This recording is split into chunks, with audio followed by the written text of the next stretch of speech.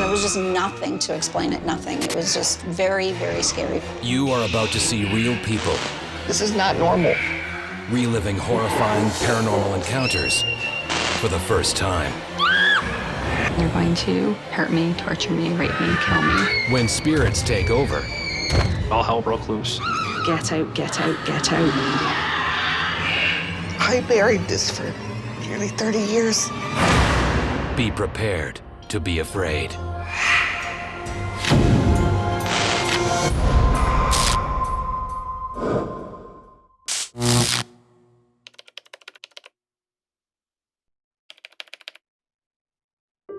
Story number 23.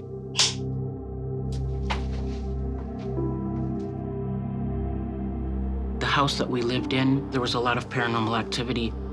My family had experiences in that house. I can't speak for them, but I think just because I was sensitive, I picked up on more of it. What I felt about the basement growing up was always fear.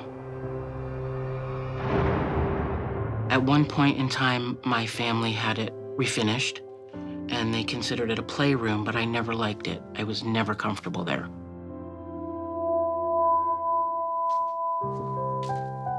When they moved me down there, I was about 15.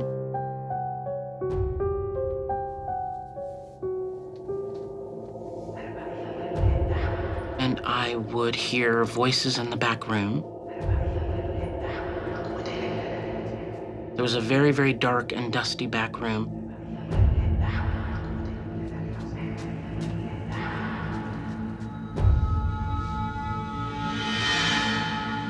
And no one was there. I would hear voices coming from the vents. I remember thinking, is there a party going on or something like that? Other times it was like wailing, like sounds of like someone was in pain or crying. I couldn't tell you if the voices were male or female, and I never could distinguish the words that they were saying.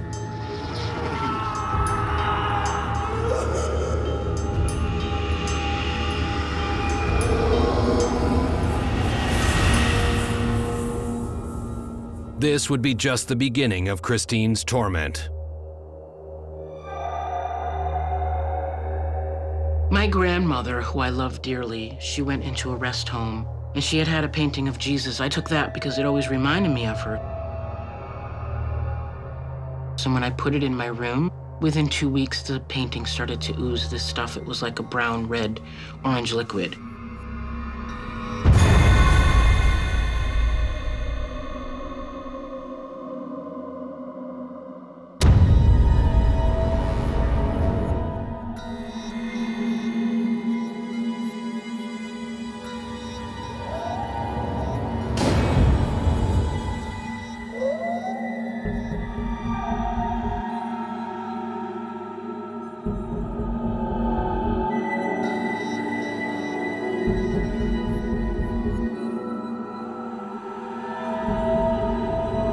It wasn't coming from the frame, it was coming from the actual painting.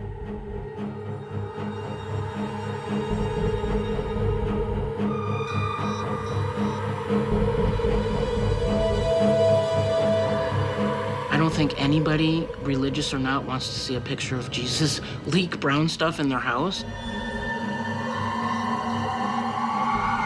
We took the painting and we put it in the garbage.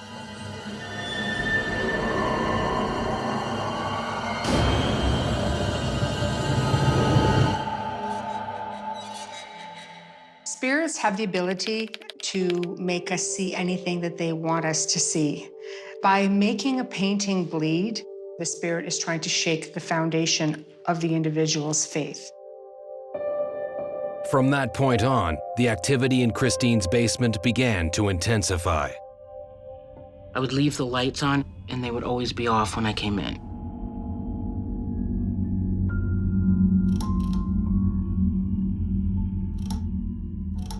So I would have to walk in from the garage with the lights out. And on my left side, I would feel like something was being thrown at me. I don't know what it was. I didn't see anything. I learned to remember the Psalm 23.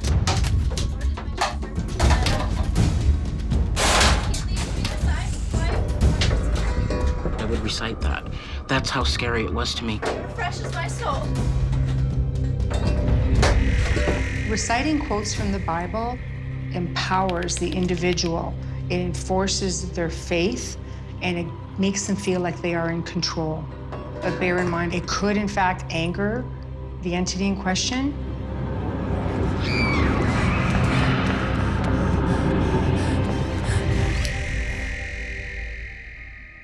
When I would turn on the light, there would be little scratches, little marks.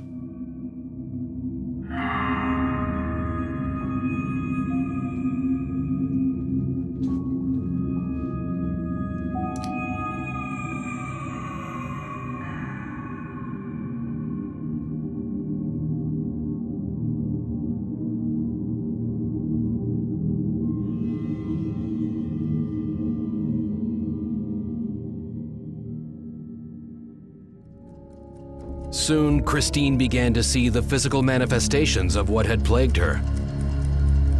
One time I woke up and the clock started to run backwards.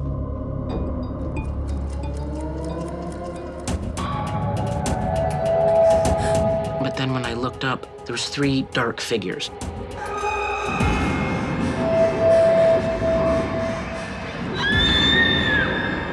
It made me feel scared, and it made me feel very alone. The nightly torment continued until Christine was old enough to leave home. I stayed there until I was 19 when I got a job, and I moved out. I moved in with some friends.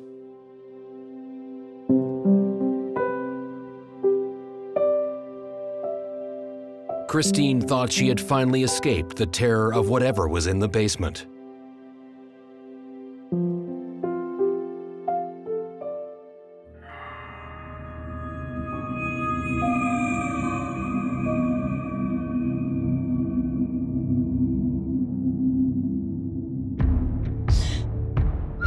I woke up to shadow people slamming their hands on my back.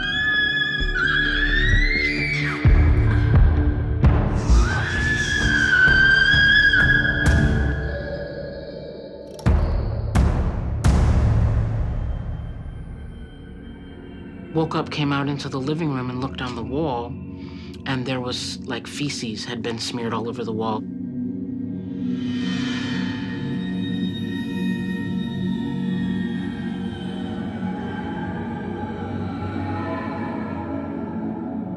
Convinced evil spirits were attached to her, Christine turned to her religion for help.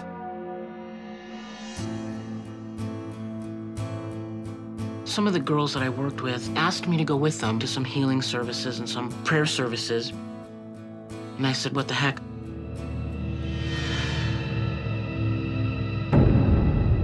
When I went up to go get a blessing, that's when things started to really manifest. That's when it was kind of hard to say no. There's nothing attached to me. It was kind of clear.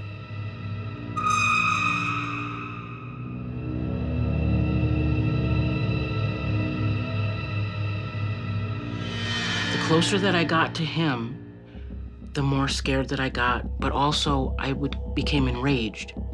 And I remember standing there thinking, why would I be angry? Why would I have this rage? The temperature changed from hot to very, very hot to very, very cold, and then back again.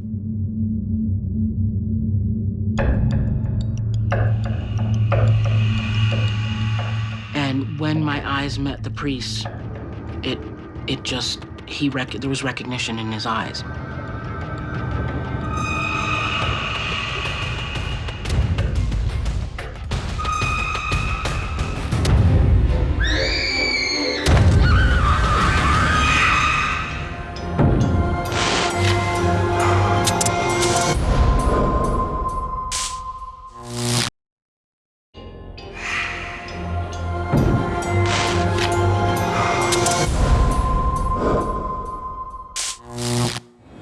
After years of torment by evil entities, Christine Corda sought solace at her local church.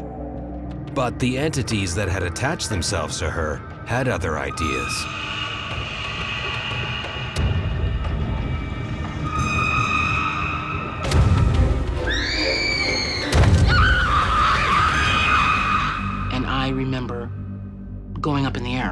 looking up and seeing the ceiling going by like I was being wheeled in a gurney, but only I was literally in midair. And landed on the floor in the back of the church. The priest came over and he started to pray, and that's when I sort of was coming in and out. Remember, there was a lot of pain.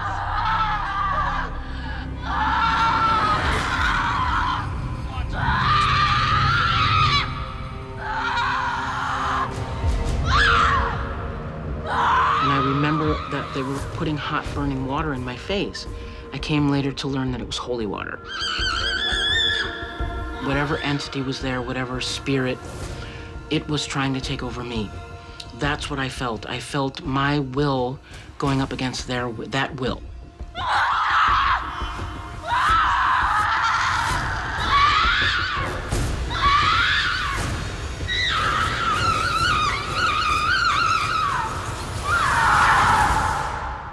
I didn't know if I was gonna live. I didn't know if something was gonna, overtake me in my sleep and try to kill me or actually kill me. So that was the scariest time.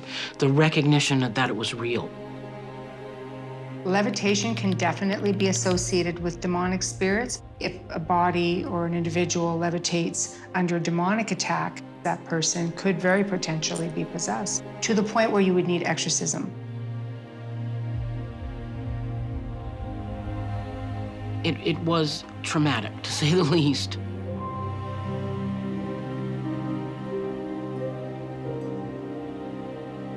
Father had told me that he felt that I needed a formal exorcism.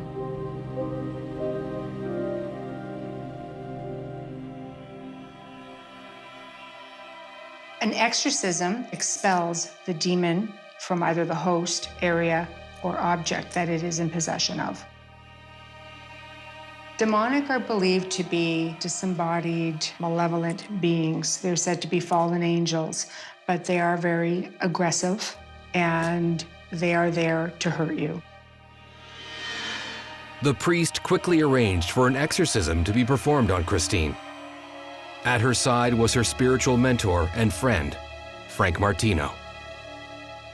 With Christine, with the exorcism that she had, with the priest, I was there as a supportive position, just supporting Christine.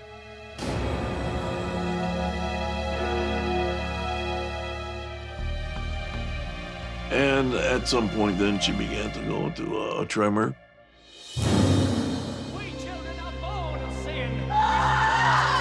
He did some prayers. He did some prayers in Latin.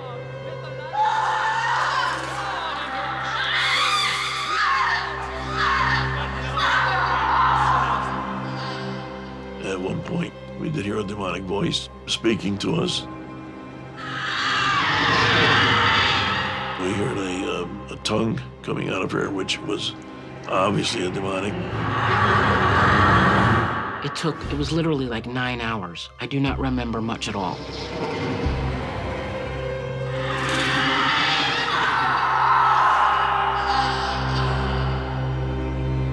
The exorcism is a form of attacking and challenging a demonic being.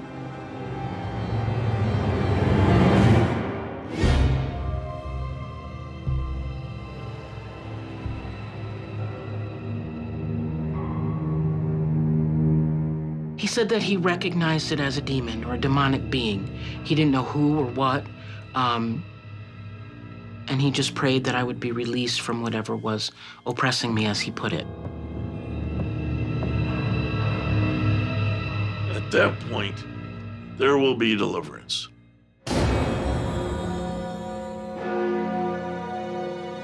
When I left that night, I felt better than I had in years. I was only 21 and I felt free. I felt light. I wasn't depressed. I wasn't oppressed. It just was, whatever he did had done something to me that nothing had ever done. And I felt like I was glad to be alive, to be honest. I'm alive and I survived, and it's wonderful. And I feel that I have been victorious. That's possible for everyone. No matter how dark it is, the light is always at the end of the tunnel.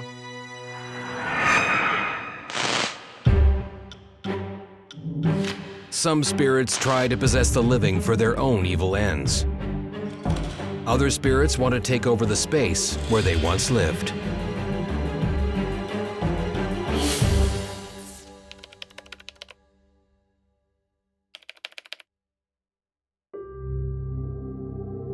Carrie Ann's Haunted Boutique, store number 26.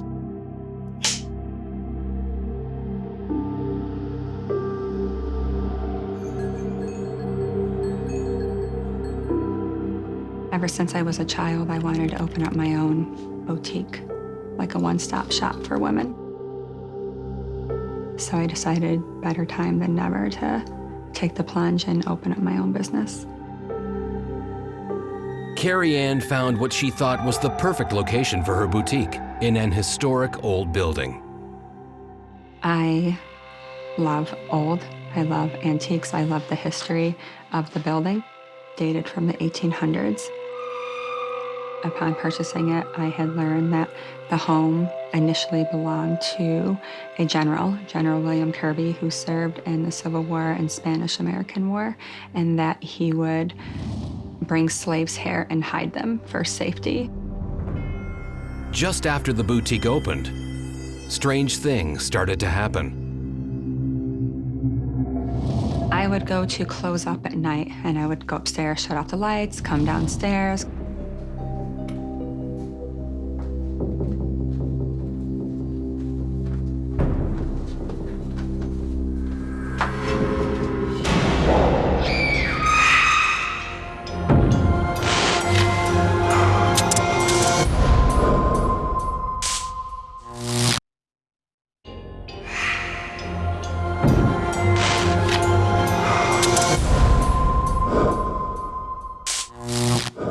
Carrie Ann Sauron had just opened her dream business in a historic property, but there was more to the building than first met the eye. I would go to close up at night, and I would go upstairs, shut off the lights, come downstairs.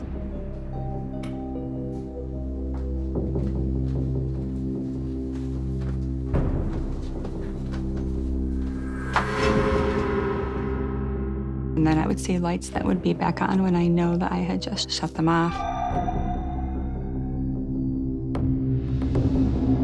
At first, I thought I was just overtired. My mind is playing tricks on me.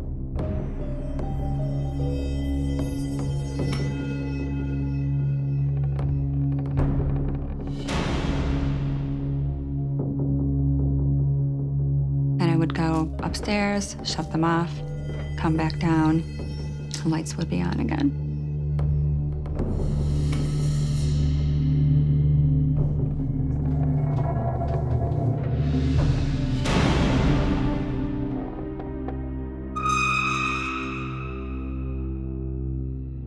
I had asked like a master electrician, and he basically laughed and said that it was impossible for that to happen. Nothing wrong. Paranormal activity can sometimes begin with small things like doors opening and lights flickering. A spirit is trying to initially get someone's attention. These are things they can manipulate because they are made of energy and they can interact with those electronic devices easier. And then it can escalate into something more than that. The weird activity started to increase.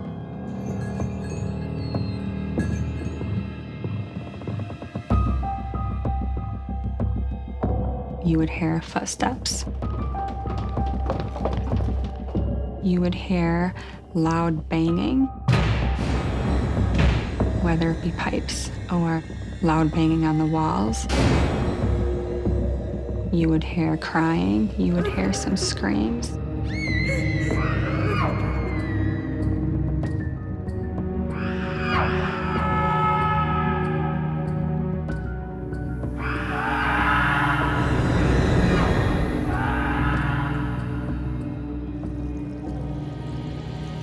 It wasn't just unexplained noises.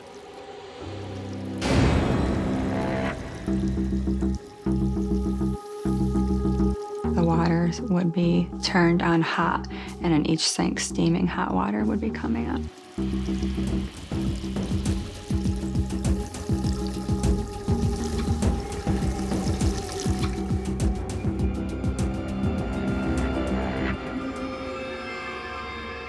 was very frightened and very scared of what's going on here. Soon, manifestations started to appear.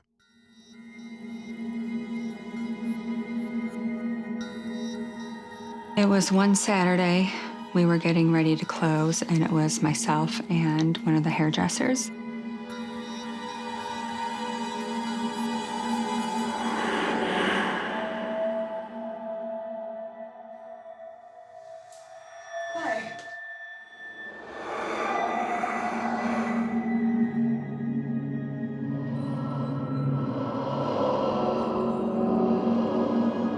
She had seen a woman coming through the front door, go walking down the hall, and she said, "I'll be with you in a minute." Roger? She called out to her son and said, "Tell her I'll be with her in a minute." And he's like, "What are you talking about, Mom? Like, there's nobody here." And she's like, "Yes, there is." She was very, very, very firm that there was somebody in the building. It was a person that went walking by, but there wasn't anybody that was there.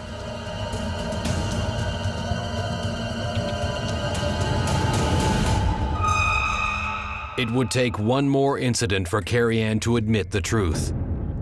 Her boutique was haunted.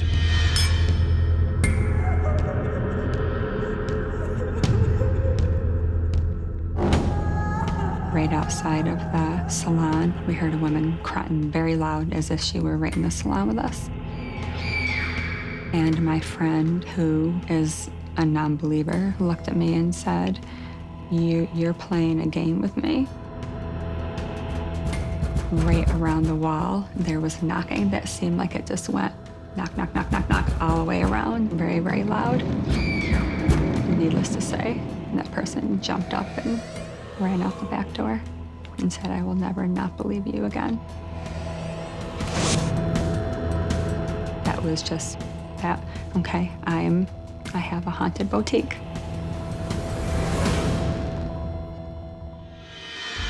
It wasn't long before the paranormal activity started to target Carrie Ann's son. I was by the cash register, and I heard my son saying, "Yes, what? Okay." And I saw him walk out of the boutique and down the hall toward the stairs.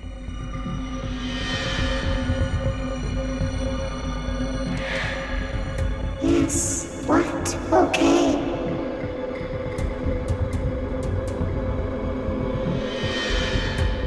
And I asked him what he was doing, and he said, "Someone is calling his name and telling him to come upstairs." And I said, "Who?" He said, "Children telling him to come up."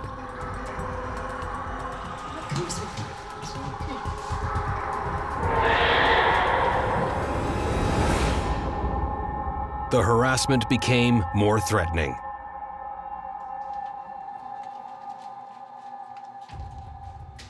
When my son was at the boutique, he was locked in the bathroom and he could not get out.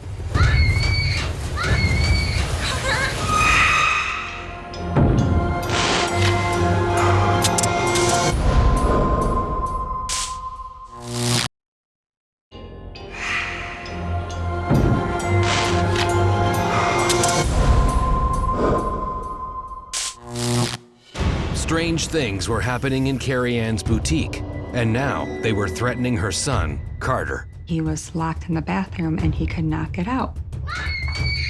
Carter? I go, "Unlock it the way that you locked it." Carter? Open the door, honey. And then he started calling out and said that he could not get out. I go, "Unlock it the way that you locked it." And he said, "I can't reach it." And even on his tippy toes or even jumping, he was probably this far away from locking the door. The entity wasn't done with Carter yet, and things were about to get worse. As he walked by around the whole perimeter of the boutique,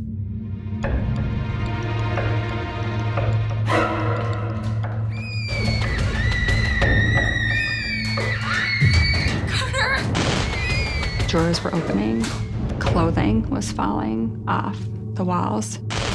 There was pictures that were shaking. This went around the whole perimeter, and my son looks at me with his big eyes. that's the ghost, isn't it, Mommy? Like that, my mom, protection mode came in and ran downstairs. That was the most frightening experience. Terrified and afraid for her son's safety, Carrie Ann called in paranormal investigators. When I first met Carrie, she was nervous. She definitely had some stuff going on. She was concerned. She really wanted some answers. When we first set up, we bring IR cameras. We then go through with audio recorders to capture voices. There was one part of the basement way in the back that I just had a bad feeling. Didn't want to go back into that area.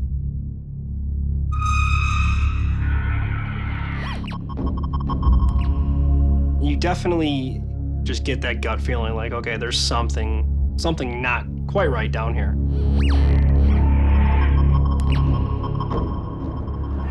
This is definitely a very highly active location.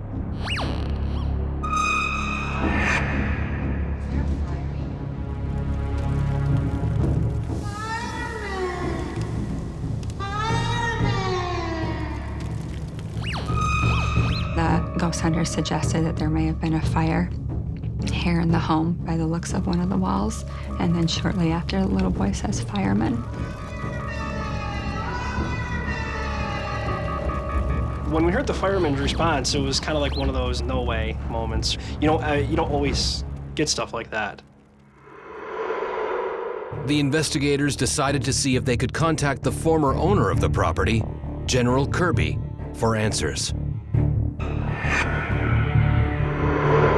We were basically just trying to get General Kirby to come out. Our psychic opened herself up and allowed him to use her energy to come forward.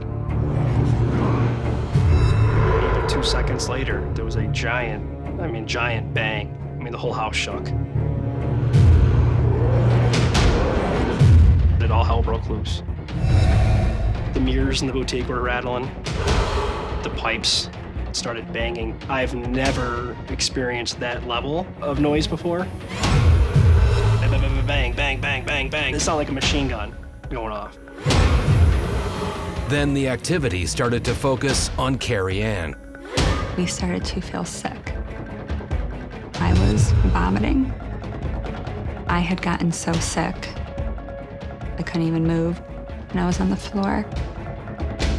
You were hearing footsteps like something was walking around the boutique.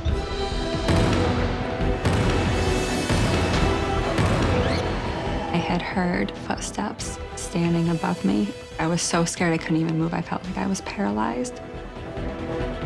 I thought somebody broke in here and they're going to hurt me, torture me, rape me, kill me. And as soon as I yelled, "Hey, stop," it just stopped. It just seemed just to go away. Making a demand of a spirit to stop certain activity can sometimes work because you're showing that you're in charge of the situation and the location rather than them. Despite her experiences, Carrie Ann decided to try to live alongside the spirit of General Kirby. In some cases, it is possible for an individual to live in harmony with spirits because those spirits aren't malevolent or evil, and they're just human spirits, as we ourselves will be someday. I moved in with them. I moved in with the spirits that are in here. They have accepted me being in here, and I have learned that, okay, if I'm going to be here in this building, then this is what I have. The talk of cleansing for Carrie's place came up one time, and she was pretty much okay with what was going on here. It adds a character to the building, I guess you could call it. Mostly we feel the spirits here just want to be left alone.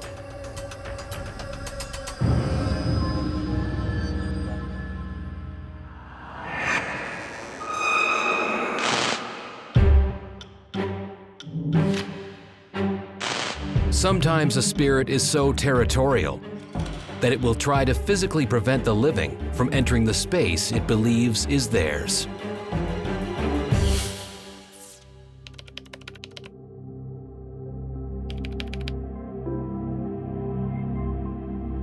Paranormal Survivor 2, Kate's Haunted Nova Scotia Home, take 1.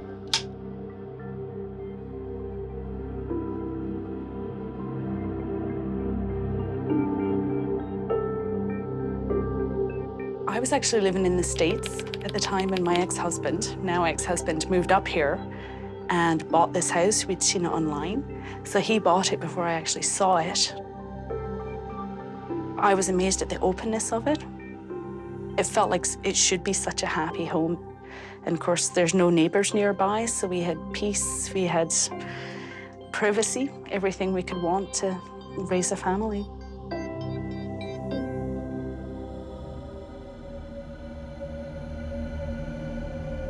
I'd been here less than a month. My children were in bed. It's about 10 o'clock at night.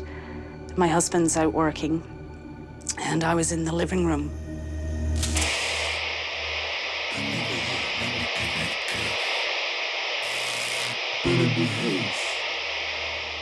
And the noise was unbearable. It was a static radio. It was very, very loud, and somebody was trying to speak. I couldn't make sense of what they were trying to say because of the static in the background. It must have lasted about 5 minutes. I mentioned it to my husband when he came home from work. He brushed it off. That wasn't the last unexplained noise Kate would hear in the house.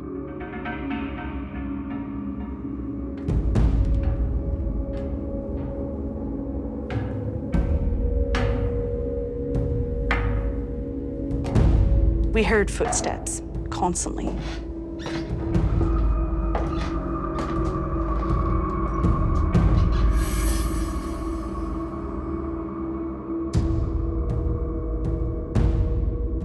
We'd actually hear the basement door unlatch.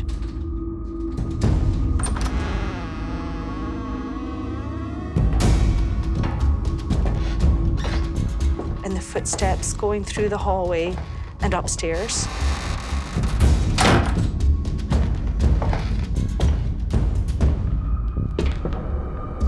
And my husband, who's a huge skeptic, didn't believe me. There was always an explanation. Oh, it's the wind, it's an old house, something's happening. And one day he heard the footsteps. And I said, okay, I'll believe you if the basement door, if I hear it unlatch.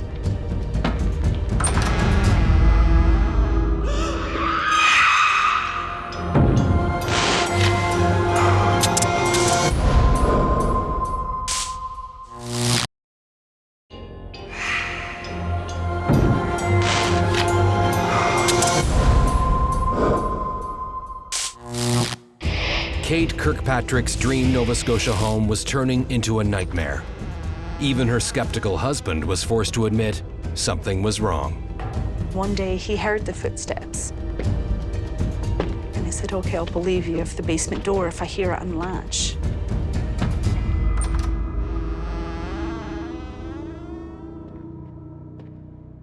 And he heard it unlatch, and clear as day, we heard the footsteps going through the house upstairs. There was a lot of instances of those kind of noises. The activity inside the house began to get more menacing.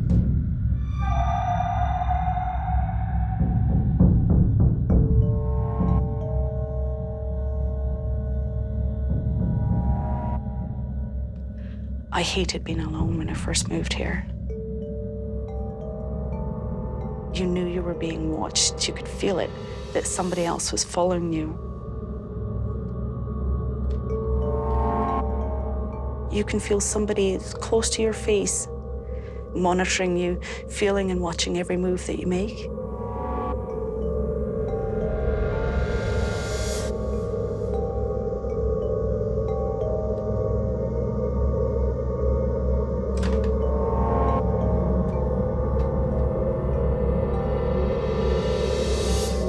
It's scary, but that's what bed covers are for.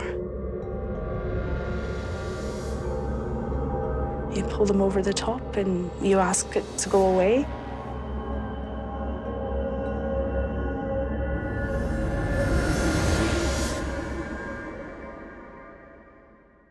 Terrified, Kate asked her mother to visit so she wouldn't be alone in the house. But that just made matters worse. My mother came over from Scotland just about a year after I moved here. But anyway, one morning she came downstairs and said she'd had the most god-awful sleep. She felt all night as though there was a heavy weight on her. Almost like somebody was holding her down and forcing her down. At one point, she described what she thought almost felt like rape. I thought, Mom, come on. You know, nobody's in your room with you. Anyway, she's like, look at my legs. And she showed me these handprints on her legs, and big bruises, massive handprints, bruises on her legs. And I thought, well, maybe she did that herself, but then I thought, why? It was a bizarre occurrence and no explanation. She was petrified.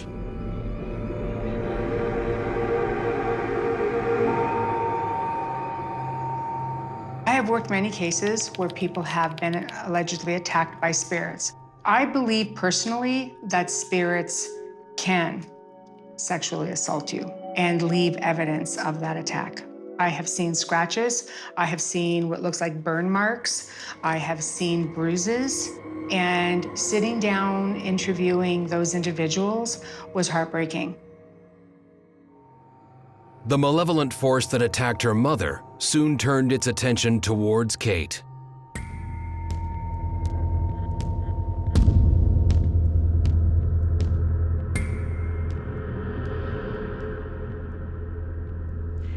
This was the first time I was ever truly scared of the house.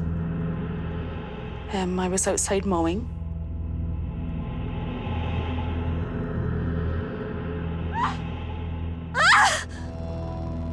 And I looked up and I saw somebody staring out the window at me. I thought, my God, there's somebody in my house. So I stopped mowing and I ran to the door.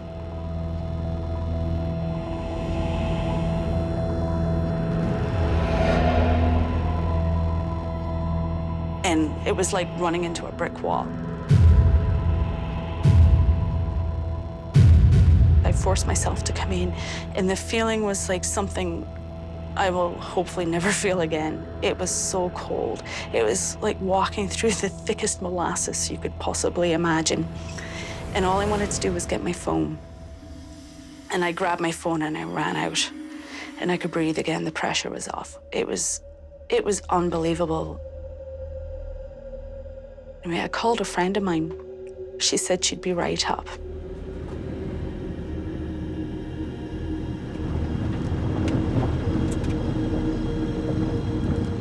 And by the time I got here, Kate was visibly upset. And she said that she had come outside and there was someone in the window who waved to her.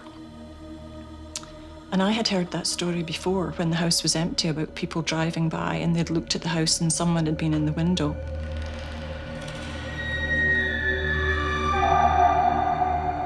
I said to Kate, we have to be strong. We have to go in there and, you know, be a presence ourselves. And we just came in. But she came with me and we walked in the door and she froze.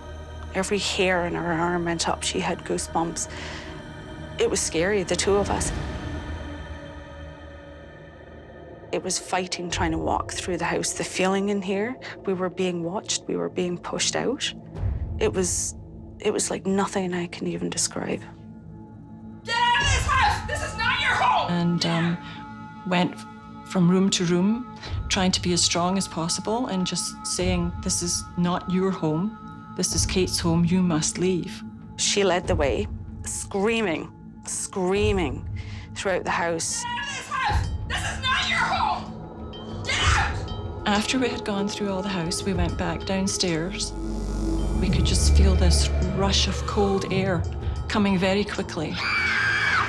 Screaming, get out, get out, get out.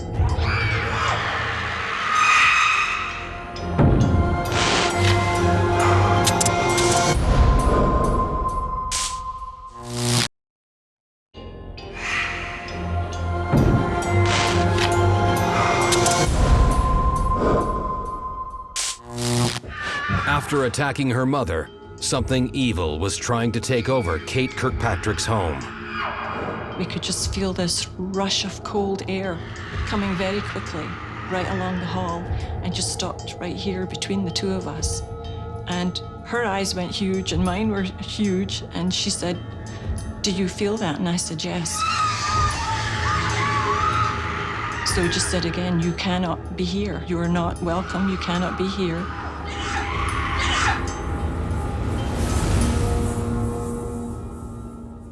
And all of a sudden you could feel it just sort of move away again.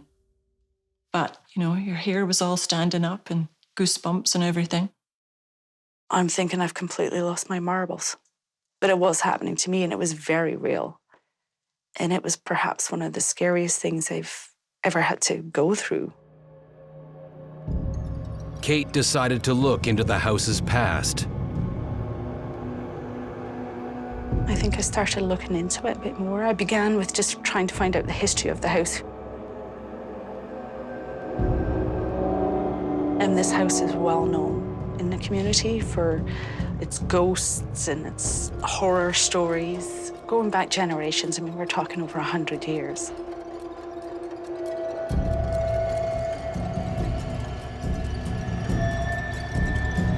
What she discovered was shocking. And it blew my mind, but it made sense that this was at one point a body house. A lot of abuse went on here towards women. Empowered with her new knowledge, Kate contacted a friend to investigate the home. Kate was a little concerned, being new to the community, that she would be viewed as a bit odd or eccentric if she was to tell other people what was happening in her home. It was actually common knowledge here that her house was haunted. I actually felt relieved. I remember speaking to them and thinking, okay, you don't think I'm crazy. Kimberly and her team set about trying to find the spirit plaguing the house. I didn't have any feelings about the home when I initially came here until we entered the room where the most activity happened that evening. In that room, it was a very dense feeling. The air almost felt like a humid day without the heat. One of the EVPs that we captured actually happened within the first 5 minutes of being in the room. I was standing in the corner of the room, and I kept getting pushed forward. I felt like I was being pushed. I had a hard time getting my words out. And at the time, I could see my team members looking over at me because they were concerned because I was not able to talk. And we got an EVP that says, "Tell Kim I'm moving her body." Tell Kim I'm moving her body. Spirits can be extremely territorial, especially if you're dealing with spirits from another time. If the spirit man in question was accustomed to being able to go into the brothel and have his way with the females, there's nothing saying that he's not going to do that in this time or place.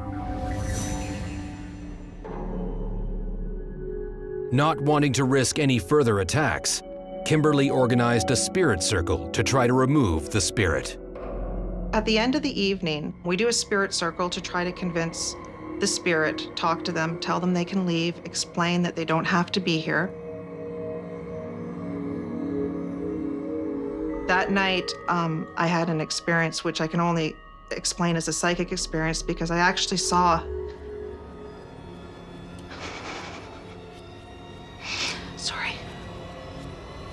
I saw him in my head. I could see him and the women that he was keeping here. I saw them in my head. I asked him to leave. I wanted him to cross over to the other side. And I wanted him to let me know that he was gone when he was gone. I needed a sign. I wanted him to make a noise.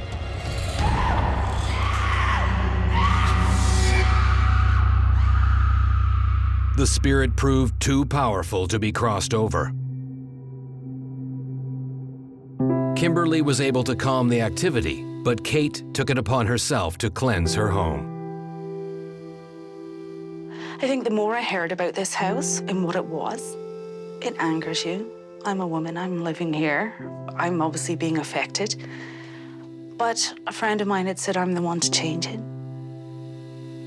You know, stay there, fight it, and I have. I'm stayed in this house longer than anybody else in the last 200 years. I'm still here. It's all about creating a happy atmosphere here, which is what I did for years. This is what's going to change the house. It's going to make me happier here, and it's hopefully going to change the house.